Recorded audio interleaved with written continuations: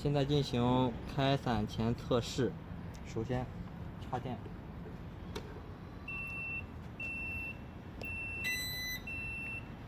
它会连响4声。首先掰到中间位置，它会连响5声，到最右边位置开伞，它会长鸣3声。减量90，速度0。解锁。飞机已解锁，注意安全。遥控器中间掰到最右边，速度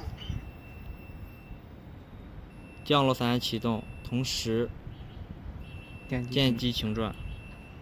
减量90。